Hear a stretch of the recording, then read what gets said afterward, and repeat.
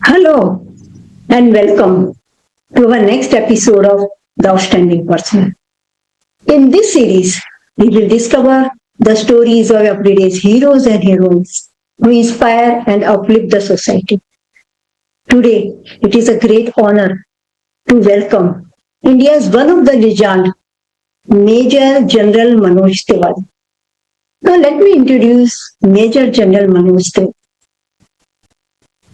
Friends, he is a third generation combat military leader from the mechanized infantry of Indian Army, a military diplomat, India's first military advisor at Permanent Mission of India, United Nations, New York. He has commanded troops in the toughest terrains like Punjab, Assam, Ladakh, North Sikkim. He commanded mission in Arabian Sea, Bay of Bengal, and Japan. He has received the prestigious Chief of Army Staff Commendation Card and two Army Commanders Commendation Card. Beyond the medals, he is a mentor for youth, a father of two daughters, and a very humble human being. In his 37 years of glorious service, he has seen war, peace, leadership, and life from the closest. Friends, he is a man who turns boys into leaders, cadets into officers. Let us welcome him a big round of applause and a lot of gratitude in our hearts. दोस्तों, अगर discipline का कोई चेहरा है और leadership की कोई आवाज है तो वो है major general Manoj Tiwari. Sir, आपका इस पॉडकास्ट में बहुत बहुत स्वागत है और ये मेरा सौभाग्य है कि आप हमारे साथ हो। जय हिंद। जय Hind. Thank you very much Sangeeta, मेरे को बहुत खुशी है आपके पॉडकास्ट में आने के लिए। Thank you sir. सर, सबसे पहले मैं आपसे एक ही सवाल पूछना चाहती हूँ कि some people were success, some people were fame and very few people wear olive green color. So what made Manoj Tiwari to wear this olive green color? Well, Sangeeta, I am a third generation soldier. So my grandfather was also in the Indian Army, the British Indian Army that time, and he left during the mutiny. But thereafter, my father also joined the Indian Army he retired as a brigadier, and he was the first officer from his area, from his village. And therefore, there were so many inspiring stories in my family that my father had taken part in all the three important wars post-independence, that was 65, 71 and उससे पहले 62. तो काफी stories थी उनकी और काफी bravery की गाथाएं थी जिनको सुनकर हम लोग बड़े हुए थे. So that is why it was ingrained in us, that us is me and my sister. So both of us have taken up this. While I joined the Indian Army, she married an Indian Army officer. Oh, So एक परंपरा है परिवार की जिसके कारण हम लोग olive green में आए और आगे भी यही परंपरा कायम है. अच्छा अच्छा, ये तो बहुत ही अच्छी बात है कि आपकी पूरी की पूरी यानी 3 जनरेशन से आप देश की सेवा में सहयोग दे रहे हो. तो हमारे सारे ऑडियंस और हमारी तरफ से आपकी सारे परिवार को सत सत प्रणाम. धन्यवाद, थैंक यू सो मच योगदान देने के लिए. सर, आपने ये टाइगर तिवारी लिखा हुआ है, तो ये टाइगर तिवारी आपका नाम कैसे पड़ा?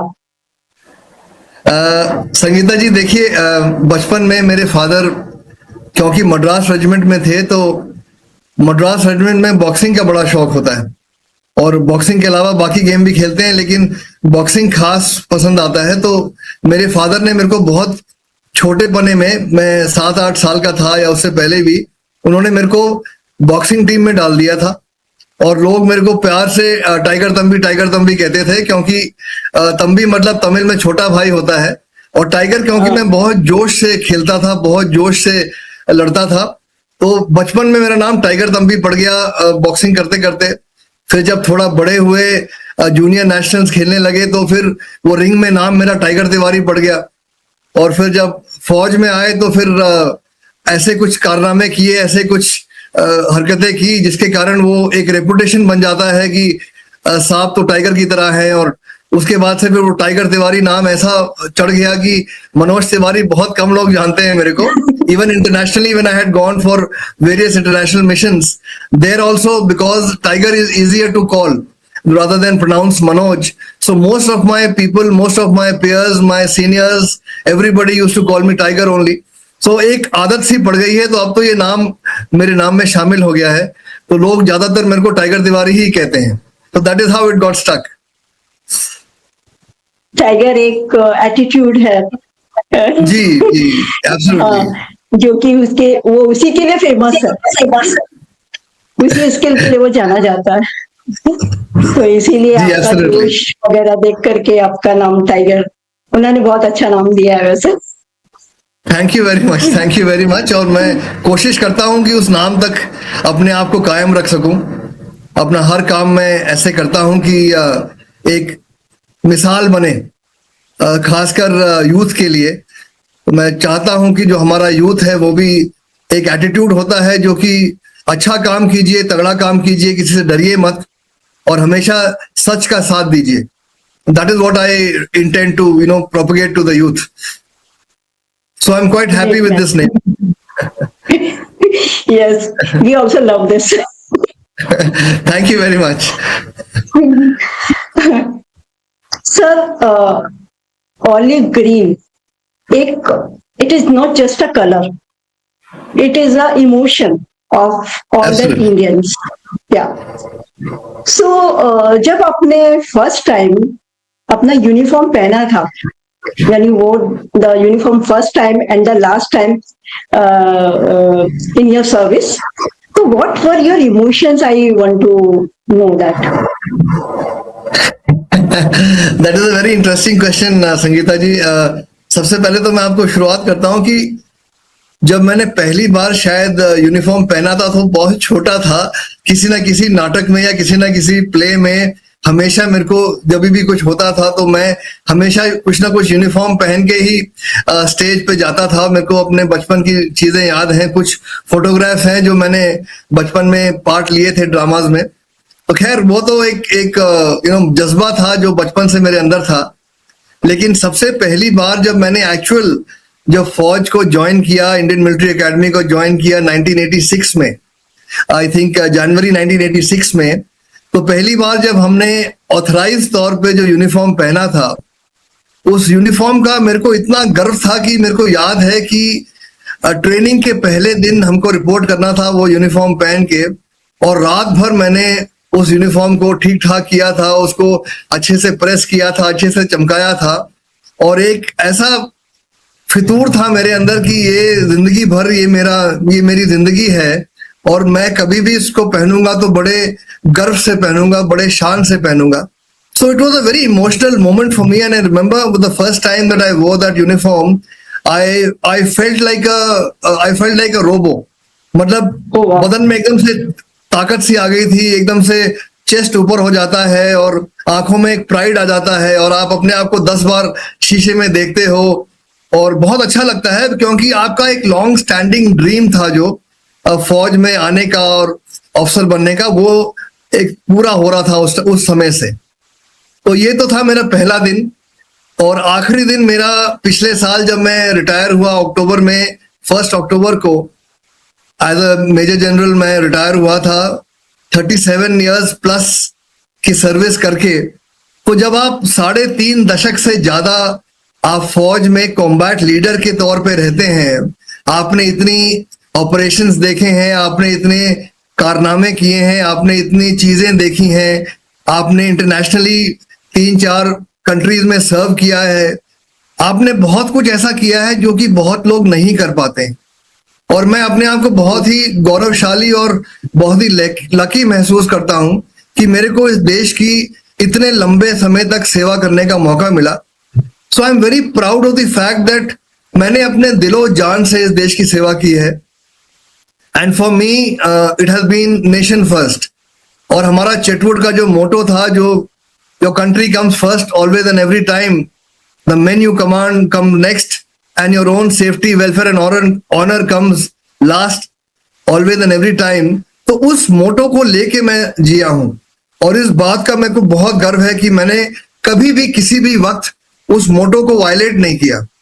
और जब मैं रिटायर हुआ तो एक बहुत गर्व था मेरे अंदर कि मैं भगवान की दया से जिंदा हूं, भगवान की दया से अच्छे काम करके मैं फौज से निकल रहा हूं और मेरा परिवार मेरे साथ है. और परिवार का साथ होना इतने सालों के बाद, उनका भी एक बहुत बड़ा कंट्रीब्यूशन होता है आपकी जिंदगी में. तो वो जो था वो मेरे लिए बहुत ही बेहतरीन और बहुत ही इमोशनल पल था. और सबसे बड़ी बात ये थी कि उस पल को मेरे साथ बिताने के लिए जो मेरे कोर्समेट्स हैं, जो मैकेनाइज्ड इन्फेंट्री वाले जो मेरे कोर्समेट मेरे साथ कमीशन हुए थे, क्योंकि मैं सिर्फ उनमें से इकलौता था जो मेजर जनरल बना था. तो वो पूरे आए थे, 8-10 पूरे कोर्समेट जो मेरे आए थे मेरे को फौज से विदा करने के लिए, अगर आप बोले तो वो मेरे को बहुत ही अच्छा लगा था और बहुत ही गौरवशाली पल था मेरे लिए. So it was very very emotional and I was mentally prepared for it. So इसलिए मैंने बोला कि मैं एक दिन भी घर में नहीं बैठूंगा. और जैसे ही रिटायर हुआ फिर मैंने दूसरा ये सोशल सर्विस करना शुरू किया. फिर एक्स सर्विसमैन के लिए वेलफेयर के लिए काम करना शुरू किया, वीर नारीज के वेलफेयर के काम करने का शुरू किया. तो आज भी मैं छोटे बच्चों के वेलफेयर के लिए, उनकी पढ़ाई लिखाई का काम करता हूं. सो ये एक कंटिन्यूअस सर्विस है और ये रहेगी. तो मैं अपने आप को रिटायर नहीं मानता हूं, इसलिए मैं अपने आप को प्राउड वेटरन कहता हूं. I am a very very proud veteran and I will continue my service to the nation till my last breath. That is my emotion. Very powerful message also you have given कि मुझे ऐसा लगता है कि जैसे olive green आपके blood में ही है, यानी आप उसके साथ पूरे जी रहे हो. तो ये आपने जो थर्ड जनरेशन आपके परिवार की है, तो उन्होंने बचपन से ही ऑलिव ग्रीन कलर देखा. जी जी, मेरी 2 बेटियां हैं जो कि फौज में पैदा हुई हैं, फौज में बड़ी हुई हैं. मेरे जो बहन के 2 बेटे हैं जिसमें से एक अभी फौज में सीनियर मेजर हैं. तो वो उनका सिलसिला जारी है. तो मेरी बेटियों का भी इन सम वे और दी अदर फौज में सिलसिला जारी है. So it's a ongoing thing. मैं नहीं मानता हूं कि हम कभी देश सेवा करना बंद करेंगे. हमारा परिवार जब तक है देश सेवा में लगा रहेगा. That is a core emotion that my family has imbibed. It is just like carry on tradition and it is just like maintaining the legacy. Absolutely. आपकी फैमिली सारे लिजान की फैमिली है आपकी पूरी. एक इमोशन है संगीता जी. देखिए, देश सेवा का जो इमोशन है वो कभी जाता नहीं और वो हमें जिंदा रखता है, वो हमें बहुत गर्वान्वित करता है. So that is what I want to say. Yes yes yes, definitely. Sir, जहां तक कि मैं जानती हूँ कि पूरी इंडियन आर्मी में अबाउट 6% लोग ही आप जैसे ऑनर प्राप्त कर पाते हैं जनरल का, राइट? बल्कि उससे भी कम. It's a very very small percentage. जो आर्मी का जो स्टीप जो ट्रायंगल होता है वो बहुत स्टीप होता है. सो 6% तो बहुत ज्यादा कह रही हैं आप. मेरे ख्याल से it is less than 1% officers who get commissioned who rise to the rank of a major general and beyond. So it is actually a big honor and it's a very very big thing that out of so many people you reach that rank. But it is also luck, it is also your hard work, all combined. तो sir, ये आपके लिए general जो का आपको जो आपके लिए एक जनरल यहाँ तक पहुंचना एक बहुत बड़ी तपस्या है, डिटर्मिनेशन, फोकस कहिए, सब कुछ कहिए। तो आपके लिए इसका लीडरशिप में इसका आप क्या सोचते हो कि एक जनरल की किस तरीके की लीडरशिप होती है? देखिए संगीता जी, लेट मी से दैट जब हम लोग कमीशन होते हैं तो each one of us is a certified leader. मतलब हमें लीडरशिप की ट्रेनिंग तो खैर मिलती है, आपके अंदर एक ऐसी क्वालिटीज होती हैं जिसकी वजह से आप कमीशन किए जाते हैं। So when we get commission we are already leaders and we get to start our life leading a troop of men. धीरे धीरे वो जो आप जिनको लीड करते हैं उनकी संख्या बढ़ती रहती है। आप पहले अगर 30 लोगों को लीड करेंगे, when you become a little senior you lead 100 people, when you become a little more senior आपके अंदर 1000 लोग आ जाएंगे, फिर और सीनियर होंगे तो 10,000 लोग आ जाएंगे, और सीनियर होंगे तो 25,000 लोग आ जाएंगे। तो it is a progression and leadership का जो बेसिक्स रहती है वो बदली नहीं होती। जो डिसिप्लिन है, जो करेज है, जो इंटेग्रिटी है, जो जो आपका एक जज्बा होता है वो बदली नहीं होता है। बदलता क्या है कि आप एक्सपीरियंस गेन करते रहते हैं। And as you become senior, as you keep getting experienced, you realize that there are a lot of lessons that you keep learning all your life. And I think एक leader के लिए बहुत जरूरी होता है कि वो सीखता रहे, औरों से सीखता रहे, अपने साथ वालों से सीखता रहे, अपने कलीग से, अपने जूनियर से सीखता रहे, अपने आप को अपस्किल करता रहे और अपने आप को इतना बुलंदी तक ले जाए। वो कहते हैं ना कि खुद को कर बुलंद इतना कि खुदा बंदे से पूछे बता तेरी रजा क्या है।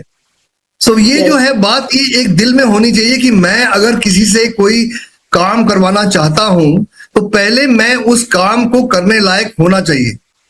For example, if I am commanding a regiment, if I am a commanding officer, अगर मैं एक फुल कर्नल होकर एक रेजिमेंट कमांड करता हूं और उस रेजिमेंट को कमांड करने को जब मेरा टाइम आता है तो मेरी उम्र करीब 40-41 साल की होती है।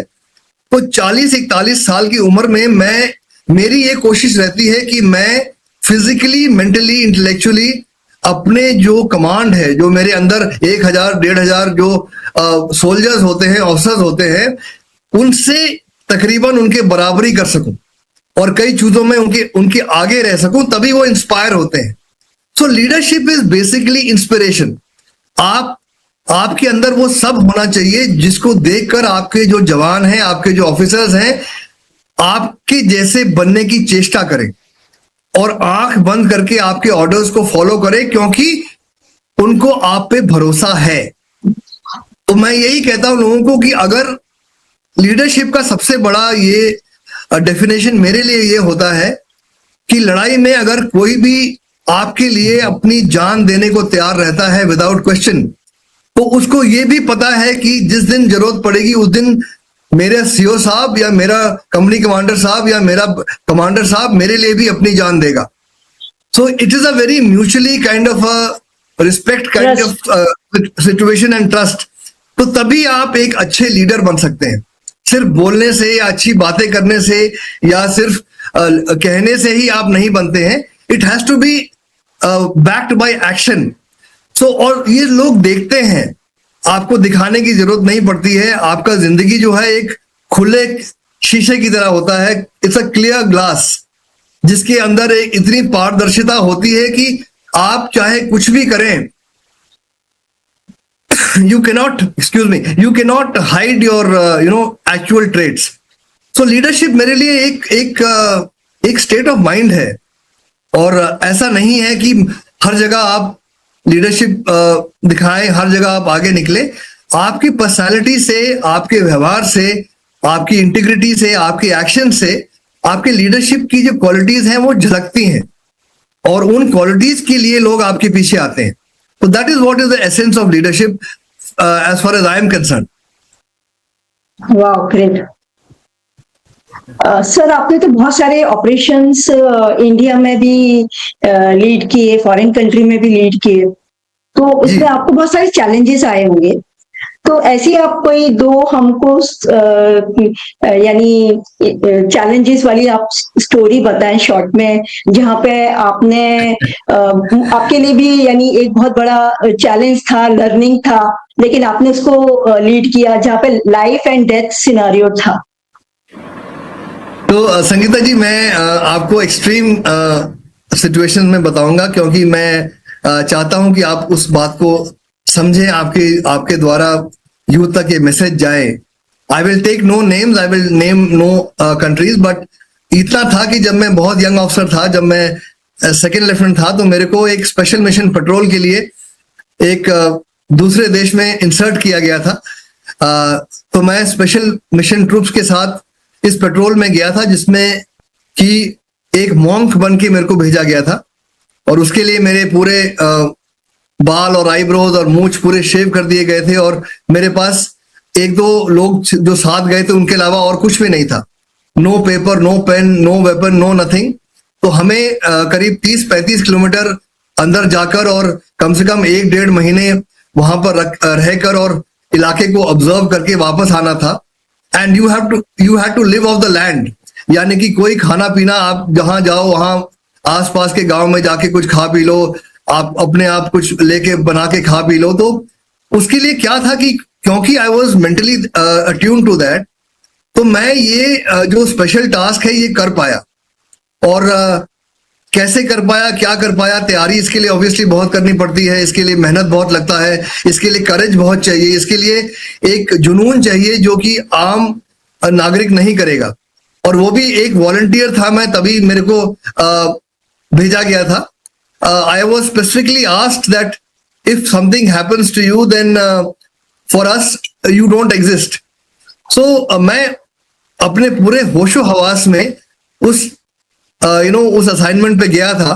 और जब मैं 1.5 महीने के बाद वापस आया, तो I was a very changed man, because आप सरवाइव करते हैं 40-45 दिन किसी दूसरे देश की माहौल में, लोगों से छुपते छुपाते हुए, और आप इंफॉर्मेशन लेके आते हैं, और फिर उस इंफॉर्मेशन को अपनी याददाश्त की बिना पे आप एक लिखते हैं, रिपोर्ट लिखते हैं। उस रिपोर्ट का फिर बहुत फायदा होता है आगे चल के। तो मेरे ख्याल से बहुत जल्दी, with in 2 years of my getting commission, ये मेरे को मौका मिला था, और उस मौके को लेके मैं बहुत ही अपने आप को गौरव महसूस करता हूं कि ये मैं टास्क कर पाया। Excuse me. सो इसीलिए ये जो पहला जो था, ये मेरे को हमेशा याद रहेगा, क्योंकि that was my first special mission and it was under extremely challenging circumstances.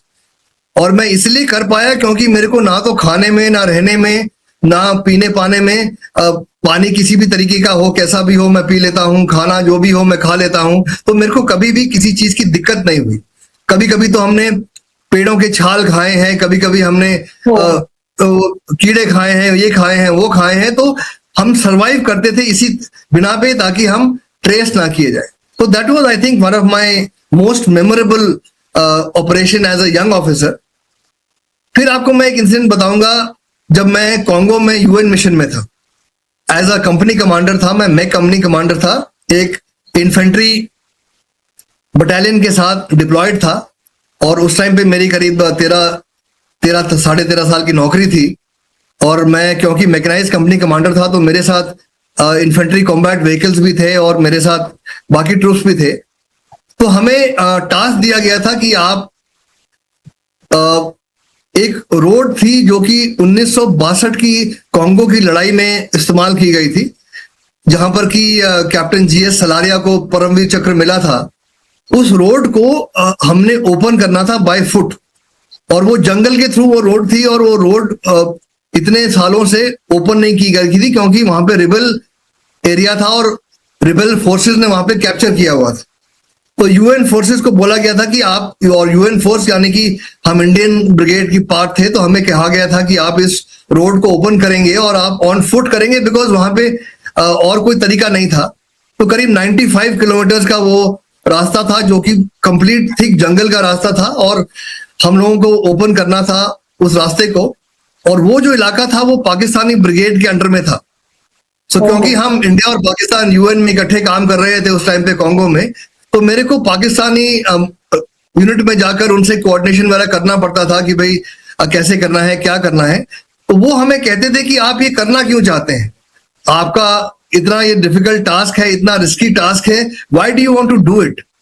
सो मेरा यही जवाब रहता था उनको कि देखिए, आप की आर्मी अलग है, हमारी आर्मी अलग है, हमारे गोल्स अलग है, हमारा लेवल्स अलग है, हमारे करेज का भी वो अलग है और हमारे कमिटमेंट्स भी अलग है। तो वो लोग बड़े अम्यूज होते थे कि ये पागल है, ये senior that time I was a lieutenant colonel, तो ये सोचते थे कि ये पागल है लेफ्टिनेंट कर्नल साहब, 15 लोगों को लेके 95 किलोमीटर अपने पीठ पे वेट लेके और अपना राशन पानी लेके, क्योंकि देवर नो रीसप्लाई, और ये था कि अगर इमरजेंसी होती है तो आपको हेलीकॉप्टर से पिकअप कर लिया जाएगा। तो लेकिन फिर भी उनकी आर्मी में ऐसा कभी नहीं होता है, उनके कोई ऑफिसर अपने ऊपर वजन कैरी नहीं करते हैं, इसलिए वो अलग हैं, हम लोग अलग हैं। तो पहली बात तो उस बात को लेके वो बहुत आश्चर्यचकित रहते थे। दूसरी बात, ये इस बात से वो आश्चर्यचकित थे कि मैं ब्राह्मण होने के बाद भी मैं मीट मच्छी खाता था और ये सब करता था, क्योंकि उनको सिखाया जाता है कि हिंदुस्तानी जो होते हैं वो पंडित वेजिटेरियन होते हैं और कमजोर होते हैं, कुछ नहीं होता है। तो मैंने उन मिथ को भी बस्ट किया, और तो काफी वो लोग अम्यूज हुए, उनको लगता था कि ये क्या है, ये किस टाइप का इंसान है। तो मैंने उनको समझाया कि देखिए, भारत देश जो है बहुत ही वेरिड देश है, हमारे पास बहुत तरीके के लोग हैं, बहुत इलाके हैं, बहुत रीजन्स हैं जहाँ के लोग हर तरीके का खाना खाते हैं। और उसके बाद 10 दिन तक मैं और जो मेरे साथ 2 अफसर और 15 जवान थे, हमने रिबेल टेरिटरी में धीरे धीरे करके 10 दिन के अंदर हमने every day we used to move about 8 to 10 kilometre, because इतना घना जंगल था कि आप उससे ज्यादा जा नहीं पा सकते थे, और प्लस आपको देखभाल करके जाना होता था, अपना खाना भी बनाना होता था, और जो रिबेल्स थे वहां पे उनसे बातचीत करके, उनसे मिलाप करके, और खतरा ये रहता था कि हमेशा कहीं वो अगर फायरिंग हो जाएगी तो आप कितना अपने आप को बचा पाएंगे, बिकॉज आपके पास सिर्फ बेसिक हथियार और बेसिक एमिनेशन हुआ करता था। तो वो जो था एक बहुत करेजियस अटेम्प्ट था, और अल्टीमेटली हमने वो रोड को खोला, लोगों को मिले हम लोग, और 10 दिन के बाद हमें क्योंकि एक बहुत बड़ी नदी थी जिसके पार कोई पुल जो था वो टूटा हुआ था, तो वहां से फिर हमें बाई हेलीकॉप्टर इवैक्यूएट किया गया। तो हेलीकॉप्टर को भी उतारने के लिए हमें जंगल काटने पड़े थे, पेड़ काटने पड़े थे, ताकि हेलीकॉप्टर आराम से वहां पे आ पाए, उतर पाए और हमें इवैक्यूएट कर पाए। तो वो एक बड़ा चैलेंजिंग सा एक ऑपरेशन था, जिसकी वजह से हम लोगों को काफी उस बारे में कमेंडेशन मिला था। तो ये एक जो था वो मेरे को याद है, आपको बताना चाहूंगा। और एक छोटा सा इंसिडेंट, जो जब मैं मॉरिशस में था, मैं मॉरिशस की स्पेशल मोबाइल फोर्स को ट्रेन कर रहा था। तो क्योंकि मैं मद्रास रेजिमेंट से आता हूँ, मद्रास रेजिमेंट या फर्स्ट मैक जो फर्स्ट मद्रास है, वहां पे तमिल बोली जाती है। तो मॉरिशस में जो पहले एक फ्रेंच कॉलोनी हुआ करती थी, जिसमें कि काफी यूपी बिहार के इंडेंजर्ड लेबर्स गए थे, ईस्टर्न यूपी के, वेस्टर्न बिहार के। तो वहां पे भोजपुरी काफी प्रचलित है, और भोजपुरी चैनल्स भी हैं, भोजपुरी गाने भी चलते हैं। तो मेरी क्योंकि भाषा भोजपुरी है, तो मैं भोजपुरी बोल लेता था, मैं तमिल बोल लेता था, मैं इंग्लिश और हिंदी तो बोलता ही था, थोड़ा बहुत फ्रेंच जो मैंने कॉन्गो में सीखी थी वो फ्रेंच बोल लेता था। तो मॉरिशस के जो लोग हैं वो क्रियोल बोलते हैं, भोजपुरी और फ्रेंच का एक मिक्सचर टाइप का होता है। तो वो तकरीबन भाषा में थोड़ा बहुत बोल लेता था। तो वो बड़े आश्चर्यचकित रहते थे कि ये कैसा है इंसान जो कि हर तबके से बात कर पाता है। और वहां पर क्या है, जो तमिलियंस हैं अपने आप को एक स्टेप ऊपर समझते हैं, क्योंकि वो उन्होंने कैप्चर किया था as part of British army, Mauritius को कैप्चर किया था। तो वहां पर जाके मेरे को मौका मिला था बहुतों से मिलने के लिए, बहुतों से बातचीत करने के लिए, और जो कई सारे ट्रेडिशंस थे जो पुराने जमाने के वो मॉरिशस के लोग जो फॉलो करते थे। इंडिया से जाते हैं पंडित लोग, वहां पर जाके उनको पुरानी टेक्निक्स कराते हैं, साष्टांग नमस्कार करेंगे आप, हमारे पैर का पानी धो के आप पिएंगे, और ये करेंगे और वो करेंगे। तो ये सब जो प्रथाएं थी, इनको मैंने थोड़ा सा समझाया कि देखिए ये चीजें अब अपने खुद के देश में अगर प्रचलित नहीं है, तो हम क्यों मॉरिशस जैसे देश में उसको प्रचलन कर रहे हैं। तो काफी उस बात को लेकर जो धर्म गुरु थे मॉरिशस के, काफी जो अलग अलग मंदिरों के जो पंडित थे उनके साथ मेरा सोच विचार हुआ।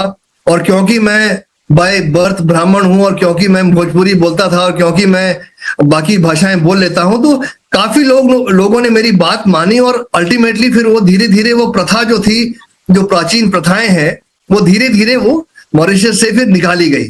सो मेरे को उस बात का बहुत गर्व है कि मेरे वजह से मैं एक सोशल चेंज भी ला पाया एक दूसरे देश में। So these are 3-4 things that I wanted to share with you. उम्मीद है आपको पसंद आए होंगे। Yes, definitely, definitely. सर, हमारी सबकी जिंदगी में एक टर्निंग पॉइंट आता है जी, जो हमारी पूरी लाइफ को चेंज करके रख देता है।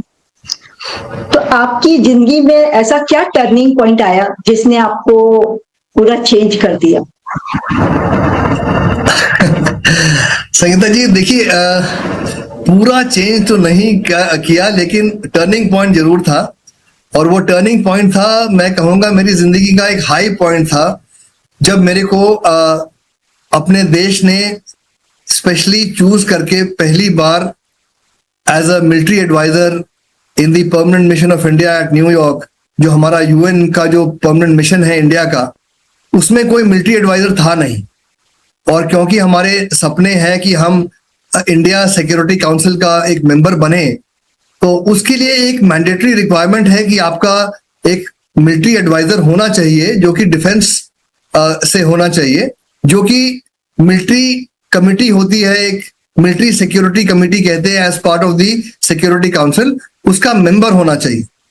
तो मेरे से पहले वहां पर कोई भी मिलिट्री ऑफिसर नहीं था। तो I was chosen in the year 2010 to represent my country as the first Indian military advisor in the permanent mission of India at New York. So वो जो सिलेक्शन था वो मेरे लिए बहुत ही स्पेशल था, क्योंकि मैं पूरी आर्मी में से अकेला कर्नल था जो चूज किया गया था, और after a lot of rigorous selection process to represent my country as a military adviser. तो वो जो टेन्योर था मेरा, पूरे परिवार मेरे साथ गया था, मेरी वाइफ और मेरी बच्चियां सब वहां गए थे। हम लोग 2 साल वहां रहे थे। मैंने वहां का ऑफिस इस्टेब्लिश किया, और मेरे वहां जाने से, मेरे लाइसेंस से और मेरे जो जो स्किल्स हैं, जिसके लिए मैं अपने आप को काफी गौरवशाली महसूस करता हूं, उसके वजह से जो इंडियन डिप्लॉयमेंट है, इंडियन मिलिट्री, पैरामिलिट्री, पुलिस और बाकी सारे जो डिप्लॉयमेंट्स है, वो मैं पर्सनली जाके लोगों से मिल मिला के वैकेंसीज क्रिएट करके और लोगों को डिप्लॉय करके कम से कम 4 गुना इंक्रीज था इंडियन डिप्लॉयमेंट में during my tenure as a military adviser. और क्योंकि पहली बार इंडिया का मिलिट्री एडवाइजर था वहां पे, तो लोग काफी मेरी बात सुनना चाहते थे। काफी लोगों ने मेरे को गेस्ट लेक्चर्स के लिए इन्वाइट किया, काफी जगह जाने का मौका मिला। दुनिया के 185 जो कंट्रीज थी, जो मेंबर स्टेट्स हैं यूएन की, उनके मिलिट्री एडवाइजर्स बहुतों के हैं वहां पर न्यूयॉर्क में, उनसे मिलता था, उनके बारे में जानता था। सो अपनी देश की बात मैं रख पाया, अपने जो भ्रम है जो इंडिया के बारे में दूसरे देशों में, वो मैंने तोड़े, और काफी बहुत अच्छा काम कर पाया, बहुत अच्छा काम करने का मौका मिला, बहुत कुछ सीखने को मिला। और that was one of the high points of my career.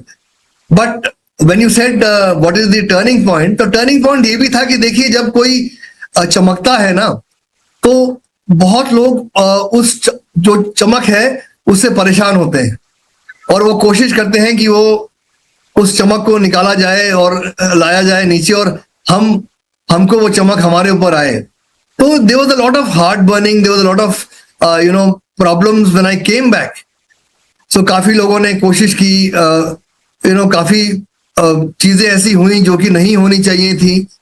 तो दैट जो सिचुएशन था, वो मेरे को रियलाइज हुआ कि आप चाहे कितना भी अच्छा काम कर लें, दुनिया में ऐसे काफी फोर्सेस होते हैं, काफी लोग होते हैं, and some of them are people who are inimical forces, जो दूसरे देश के, फॉर एग्जाम्पल जो आपके जो दुश्मन देश हैं उनके लोग होते हैं, वो चाहते हैं कि आपका ज्यादा प्रचलन ना हो, आप ज्यादा फेमस ना हो, तो वो भी आपके खिलाफ कुछ मुहिम करते हैं। आपके खुद के देश में ऐसे लोग होते हैं जो कि नहीं चाहते हैं कि आप राइज करें, वो आपके खिलाफ मुहिम करते हैं। सो वो एक थोड़ा मेरे को झटका लगा था कि ये जितना अच्छा काम करके हम आए थे वहां से, कुछ ऐसी चीजें हुई जो कि I felt that that change the course of my life. और उस कारणवश फिर काफी कुछ मेरे को मुशक्कत करनी पड़ी अपने आप को दोबारा इस्टेब्लिश करने के लिए कि भाई मैं जो करके आया हूँ एक कंसिस्टेंट काम कर रहा हूँ। और आके मैंने और बहुत ऐसे काम किए जो बहुत अच्छे थे, जिसके वजह से मेरे को काफी रिकग्निशन भी मिला। लेकिन एक बात थी संगीता जी कि मैंने जिंदगी में कभी भी रिकग्निशन के लिए काम नहीं किया। और मैंने हमेशा जो भी अवार्ड से जो भी ऐसी चीजें थी जो कि मेरे को मिल सकती थी, मेरी पूरी कोशिश ये रहती थी कि जो मेरे कलीग्स हैं, जो मेरे सबॉर्डिनेट्स हैं, पहले उनको मिले, क्योंकि उनकी शान में और उनकी अवार्ड्स में मैं अपने आप को सबसे ज्यादा गर्वान्वित महसूस करता था। सो मेरा एक ट्रेडिशन था कि मैं अपने आप को कभी भी किसी अवार्ड के लिए आगे नहीं करूंगा। हमेशा जिन्होंने ग्राउंड पे काम किया है, जिन्होंने मेरे साथ काम किया है, उनको वो अवार्ड, जो हकदार है उनको अवार्ड मिलना चाहिए। और मेरे को खुशी है इस बात को कहते हुए कि मेरे वजह से कम नहीं तो 100-150 ऑफिसर्स, जवान, जेसीओज को मैंने पर्सनली साइटेशन लिख के अवार्ड दिलवाए हैं। तो वो मेरी सबसे बड़ी उपलब्धि है। ग्रेट है। तो लीडरशिप का एक ये 2 एग्जाम्पल है जो आपने हमको बताया। एक छोटी कोशिश थी संगीता जी, एक बहुत छोटी कोशिश है। आपके लिए छोटी थी, उन लोगों के लिए बहुत बड़ी थी जिनको रिकॉग्निशन मिला आपकी वजह से। Thank you very much sir. हमारी जिंदगी में बहुत सारे अनसंग हीरोज एंड हीरोइंस होते हैं और वो हमारे फैमिली मेंबर्स होते हैं जी। तो आपकी फैमिली में से भी द बिगेस्ट सेक्रीफाइस किसने किया जो आप उसको अभी तक मानते हैं? आपको आपकी जो सर्विस है उसमें इतना सारा, जिनका ज्यादातर कंट्रीब्यूशन रहा है। देखिए, तीन लोग हैं मेरी जिंदगी में जो मैं कहूंगा आपको, जिन्होंने सैक्रिफाइस किया है और जिनकी वजह से मैं कर पाया जो मैं कर सकता था। सबसे पहले तो मेरे पिता थे, जिन्होंने मेरे को मोटिवेट किया, जिन्होंने मेरे को ऐसी परवरिश की जिसकी वजह से मैं उनके पद चिन्हों पे चल पाया। दूसरी मेरी माँ थी, जिन्होंने निष्काम सेवा, उन्होंने जिंदगी में और कुछ नहीं किया, सिर्फ मुझे और मेरी बहन को एक अच्छी परवरिश दी, अच्छी पढ़ाई लिखाई करवाई, अच्छी देखभाल की और एक अच्छे हमें प्रिंसिपल्स दिए इक्वालिटी के। मेरी माँ मेरे को और मेरी बहन को बराबर ट्रीट करती थी, चाहे खाना बनाना हो, चाहे बर्तन साफ करने हो, चाहे कुछ और करना हो, हम सब इकट्ठे मिलके एक साथ करते थे। कभी इन्होंने भेदभाव नहीं किया। और मेरे को लगता है कि आज के दिन में ये सबसे बड़ी जो मेरे को बरकत मिली है वो मेरे माँ से मिली थी कि मैं किसी भी चीज को जेंडर रोल्स में नहीं देखता हूं। हर काम हर को करना आना चाहिए, चाहे खाना बनाना हो, चाहे लड़ना हो, चाहे कुछ करना हो। तो वो मेरी माँ का बहुत बड़ा योगदान है उसमें। और तीसरा जो कंट्रीब्यूशन है वो मेरी पत्नी का है, जिन्होंने कि 31-32 साल शादी के जो मेरे साथ बिताए हैं। बहुत उन्होंने खुद की करियर को सैक्रिफाइस किया है बच्चों को देखभाल करने के लिए, मेरे परिवार को साथ रखने के लिए, मेरे को सपोर्ट करने के लिए। और जो सबसे बड़ी अनसंग हीरोज होती हैं फौज में, वो स्पाउसेस होती हैं।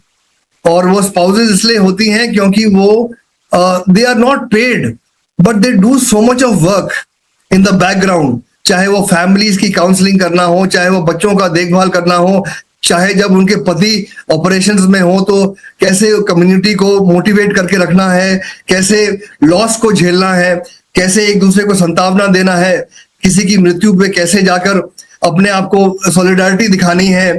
So those ladies go through hell of a lot.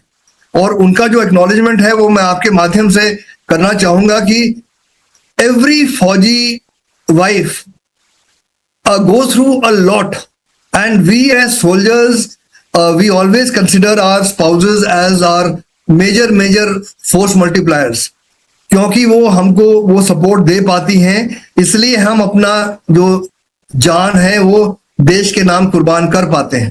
तो that is the biggest sacrifice that I feel that ये तीन लोग खासकर, and of course your siblings, everybody, they all play a major part. But क्योंकि आपने कहा कि वो तीन चार मेजर लोग कौन है, तो ये तो तीन जरूर मैं नाम लेना चाहूंगा कि इन्होंने बहुत कंट्रीब्यूशन किया है मेरी जिंदगी में. आपने 37 इयर्स देश को समर्पित किए और इतने सारे ऑपरेशंस में पार्टिसिपेट किया, तो आपको अपनी फैमिली के लिए टाइम मिलता था क्या उनके साथ स्पेंड करने का? कुछ मेमोरीज है आपके पास? देखिए संगीता जी,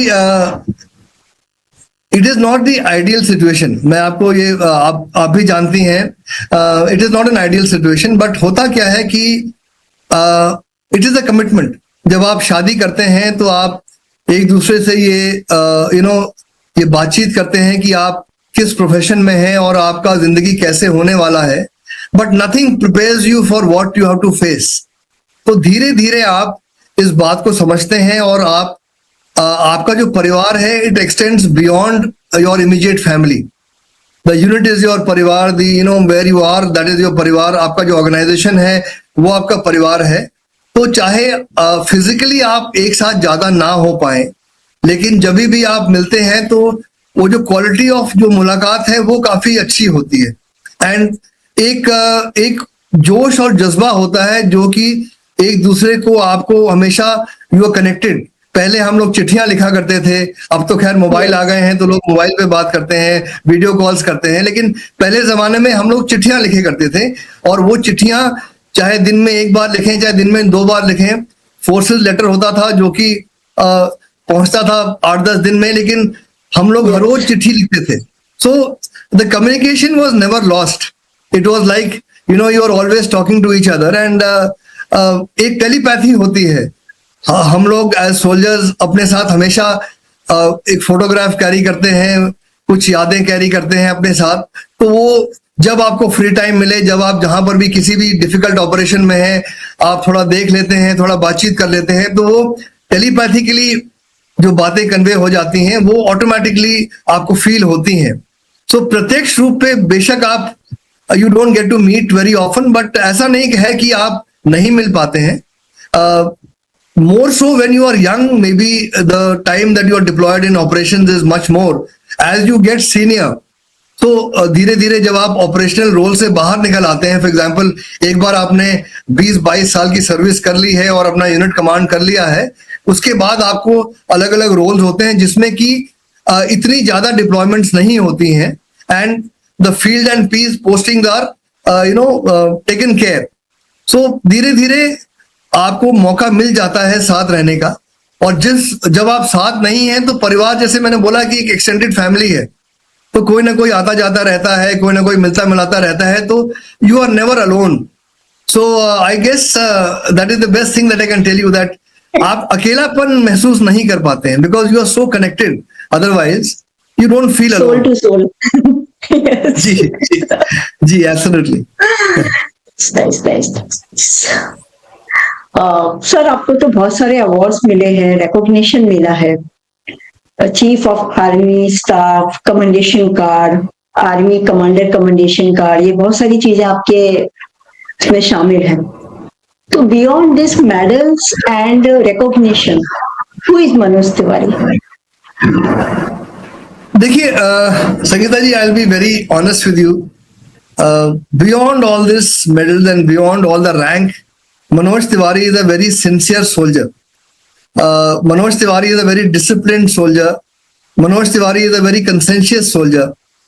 Manoj Tiwari is a tiger who believes that we must do good, we must help each other out, we must take everybody along, we must love each other, we must not have divisions amongst us, we must not be swayed by propaganda by the enemy.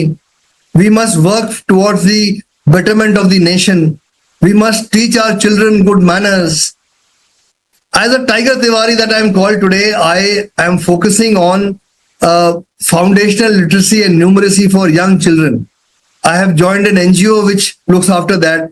मेरी ये बहुत बड़ी तमन्ना है संगीता जी कि जो हमारे छोटे बच्चे हैं वो उनके अंदर ऐसा अनुशासन आए, उनके अंदर ऐसी वैल्यूज आए कि बड़े होके उन्हें हुक्म देने की जरूरत ही ना पड़े।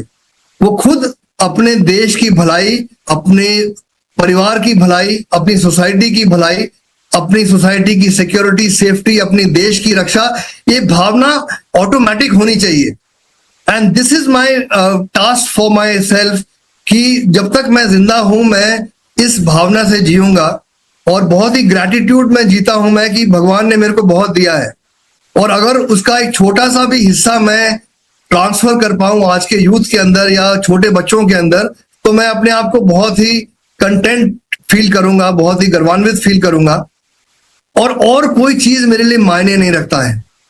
खुशी होनी चाहिए, सबकी भलाई होनी चाहिए, सब एक साथ चलने चाहिए और इस देश का भला होना चाहिए। That is my biggest wish. So that is what Manoj Tiwari is. Great sir, आज की जो यूथ है दे आर वेरी टैलेंटेड। आपने अभी बच्चों की बात की इसलिए मैं पूछ रही हूँ कि आज के जो यूथ है वो बहुत टैलेंटेड है लेकिन उनके अंदर उनको पता नहीं उनको कहाँ जाना है। They don't have direction. तो आर्मी में से, आर्मी कल्चर में से वो एक कौन सी एक चीज ले लें जिससे कि उनको एक डायरेक्शन मिल जाए, ऐसी एक कौन सी क्वालिटी या स्किल, ऐसे आप कुछ बताइए। देखिए, जैसे मैंने पहले बताया है कि जो हर चीज का जो बेडरॉक होता है वो होता है अनुशासन, डिसिप्लिन। अगर आपके अंदर डिसिप्लिन है तो आपके अंदर हर चीज करने की एक ऐसी भावना रहेगी जो कि आप बिना आदेश के आप करते हैं। Then things like integrity, things like honesty, things like a value system which is devoted to doing good. आप अपने अंदर ये भावना भरें कि मैंने गलत काम नहीं करना है, मैंने प्रभावित नहीं होना है, मैंने करप्शन की तरफ देखना भी नहीं है, मैंने अपने देश को आगे लेके जाना है, मैंने अपने देश के लिए कुछ करना है। So this feeling of nation first comes by right from your young days. अगर एक छोटे बच्चे को आप शुरू से इन वैल्यूज के अंदर आप ढालें, और यहाँ पर वेटरन्स का बहुत बड़ा रोल है। जो वेटरन्स हैं, जो वेटरन्स की वाइफ्स हैं, जो मिलिट्री बैकग्राउंड से आती हैं, मैं तो ये चाहता हूं कि इंडिया के हर एक इंस्टीट्यूशन में, इंडिया के हर एक स्कूल में, इंडिया के हर एक कॉलेज में वेटरन्स एक ऐसी जगह पर रहें जो कि काउंसलिंग और मोटिवेशन का काम करे। जैसे हर स्कूल में एक काउंसलर होता है जो कि बच्चों के मेंटल स्टेट को ठीक करता है, वैसे हर स्कूल में एक वेटरन होना चाहिए या एक वीर नारी होनी चाहिए जो कि बच्चों को देश के प्रति मोटिवेटेड रखे। एंड मिलिट्री सर्विस सिर्फ मिलिट्री के अंदर जाके सर्विस करना मिलिट्री सर्विस नहीं है। आप बाहर रह के भी इस देश की सेवा एज अ मिलिट्री सर्विस कर सकते हैं। आप स्काउट्स एंड गाइड्स में देखिए, आप एनसीसी में देखिए, आप किसी सोशल संस्था को ज्वाइन कीजिए जो कि देश को आगे लेके जाता है। तो I feel the veterans have a big part to play in motivating our youth.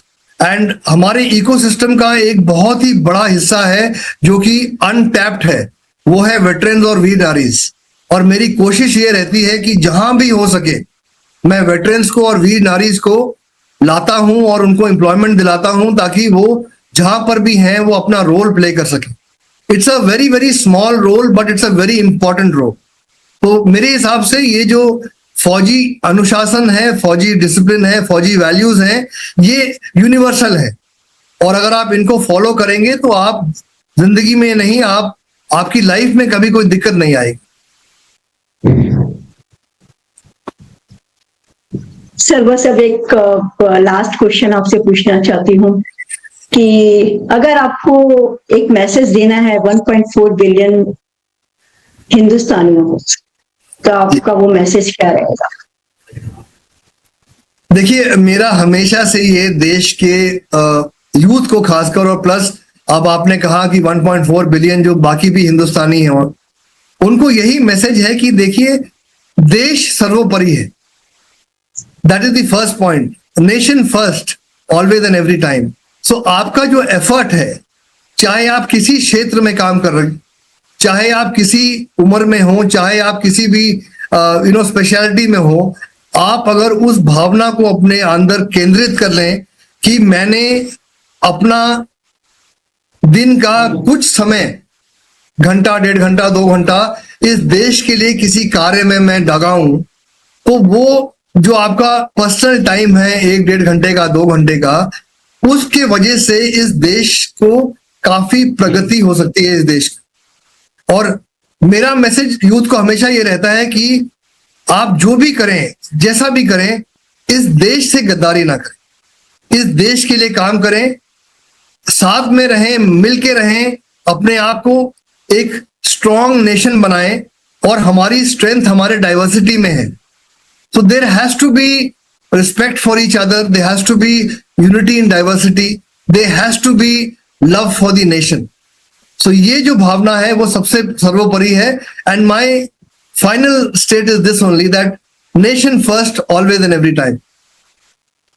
Yes yes yes yes yes. वाह सर, बहुत अच्छा मैसेज है आपका, नेशन फर्स्ट।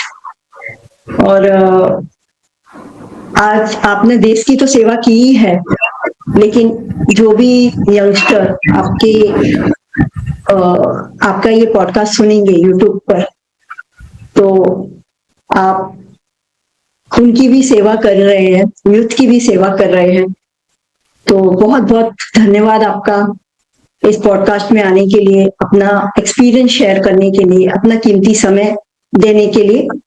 बहुत बहुत धन्यवाद आपका। दिन शुभ हो। जय हिंद। थैंक यू संगीता जी, जय Hind. Thank you very much. आपसे बात करके बहुत अच्छा लगा। धन्यवाद, धन्यवाद। Thank you.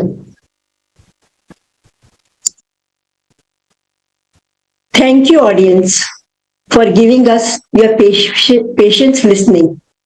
Ideas, feedback, and comments are always welcome. Do like and subscribe. Jai Hind.